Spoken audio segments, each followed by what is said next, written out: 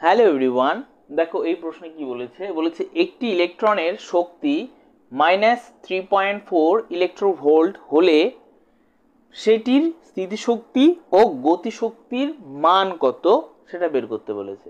তো দেখো ইলেকট্রনের তার মানে এটা দেওয়া আছে যে শক্তিটা, এটা কি মোট শক্তি বা টোটাল এনার্জি, রাইট?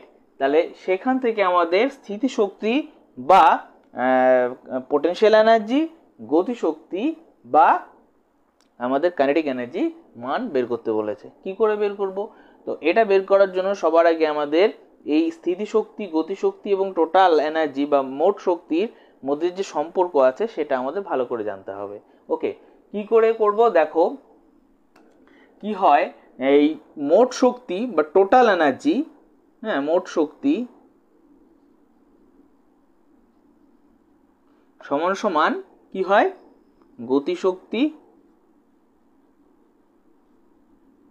প্লাস স্থিতিশক্তি।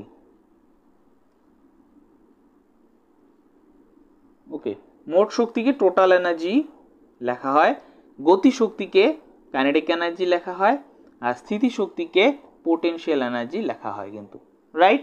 তাহলে আমরা কিন্তু এরকমভাবে লিখতে পারি। ওকে, এবার দেখো কাইনেটিক এনার্জি সমান সমান লেখা হয় যে কি লেখা হয়, হাফ অফ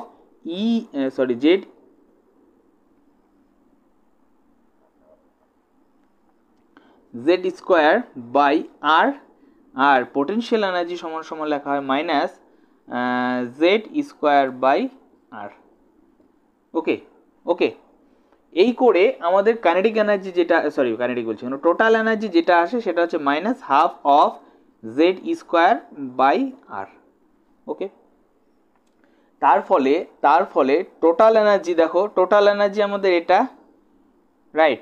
কাইনেটিক এনার্জি আমাদের এটা, পোটেনশিয়াল এনার্জি আমাদের এটা, রাইট? আমরা অন্য আরেকটা ভিডিও আছে তোমাদের দেখবে এই রকম, এই রিলেটেড ভিডিও, সেখানেও আমরা এই একই রকমভাবে কাইনেটিক এনার্জি, টোটাল এনার্জি মধ্যে রিলেশন বের করেছি। ওকে, তো সেটা যদি তোমরা দেখো তাহলে এইটা সম্পর্কে আরও মানে ভালো আর কি জানতে পারবে। ওকে, তো যাই হোক এখানে আমি কিছুটা স্টেপ জাম্প করেই করছি। তো যাই হোক, দেখো টোটাল এনার্জি সমান সমান half of Z square by R, তাই তো? তার মানে total energy is equal to, তাহলে দেখো এইখানে কাইনেটিক এনার্জির মধ্যে তফাৎটা কত রকম, সেম সেম, দুটোই সেম, এটাও সেম, তাই তো? জাস্ট এখানে একটা মাইনাস আছে, এখানে মাইনাস নেই। তাহলে কি আমি লিখতে পারি যে টোটাল এনার্জি সমান সমান মাইনাস অফ কাইনেটিক এনার্জি, তাই না? তাই তো লেখা যায়। আবার একই রকম ভাবে দেখো এই দুটোর মধ্যে সমান সমান, পোটেনশিয়াল এনার্জির মধ্যে সমান সমান রিলেশনটা দেখো, এখানে মাইনাস আছে, মাইনাস আছে, ওকে, এখানে জেড স্কোয়ার আছে, জেড স্কোয়ার বাই আর, এখানে Z square by R, but এখানে একটা হাফ আছে কিন্তু এখানে হাফ নেই। তাহলে কি আমি লিখতে পারি না যে টোটাল এনার্জি সমান সমান পোটেনশিয়াল এনার্জি বাই টু, হাফটাকে যদি আমি দিয়ে দিই, এই হাফটাকে যদি আমি দিয়ে দিই তাহলে বাই টু লিখতে পারি। ওকে, তাহলে এইটুকুনো কিন্তু আমরা লিখতে পারি, বা এটা হচ্ছে আমাদের টোটাল রিলেশনটা, যেটা আমরা এর আগের একটা ভিডিওতে সুন্দরভাবে বের করেছি। হ্যাঁ, মানে বিস্তারিতভাবে করে আমি বের করেছি। এখন এটার মধ্যে তো আমি একটু স্টেপ জাম্প করে করলাম, তোমরা অবশ্যই সেই ভিডিওটাও দেখো।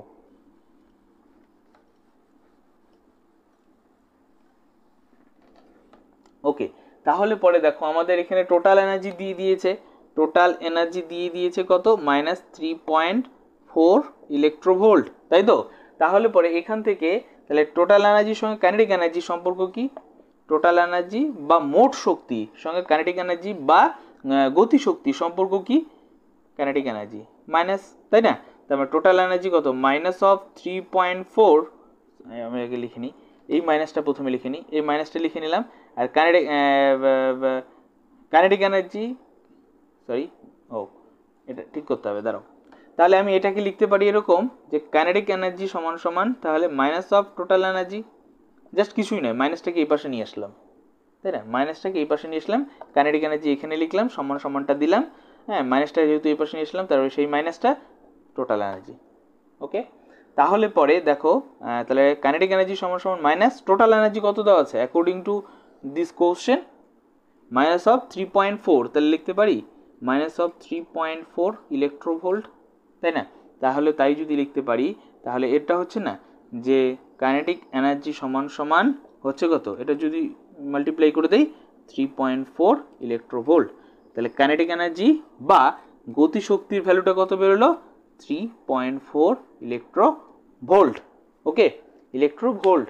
ওকে, এমনটাই হয়, মোট শক্তি যা থাকে তার উল্টাটা হয়ে যায়, পজিটিভ ভ্যালু হয়ে যায় গতিশক্তি। ওকে, মোট শক্তি নেগেটিভ থাকবেই, মোট শক্তি সর্বদাই নেগেটিভ থাকবে, গতিশক্তিটা কি হয়ে যাবে? তার পজিটিভ ফর্মটা। ওকে, এবার স্থিতিশক্তিটা বের করি বা পোটেনশিয়াল এনার্জি কত হবে সেটা বের করি।